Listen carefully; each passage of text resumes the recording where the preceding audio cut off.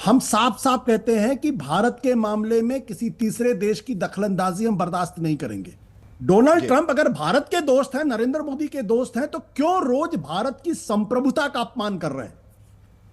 और वो जिस भाषा में वो बात कर रहे हैं, जिस जिस जिस फ्रेजियोलॉजी में वो बात कर रहे हैं, वो अपमानजनक है, क्योंकि भारत कोई पाकिस्तान नहीं है। वो कह रहे हैं कि पाकिस्तान एक महान देश है। वो कह रहे हैं शहबाज शरीफ और नरेंद्र मोदी दो महान नेता हैं। आप सोचिए, नरेंद्र मोदी जी का इससे ज्यादा अपमान क्या हो सकता है कि आप शहबाज शरीफ से उनकी तुलना कर रहे हो? भारत का इससे ज्यादा अपमान क्या हो सकता है कि वो भारत और पाकिस्तान दोनों को महान बता रहे हैं? सवाल इस बात को लेकर यह है कि हमने हमारी जो स्टेटेड फॉरेन पॉलिसी है, उसमें दो चीजें बहुत महत्वपूर्ण है।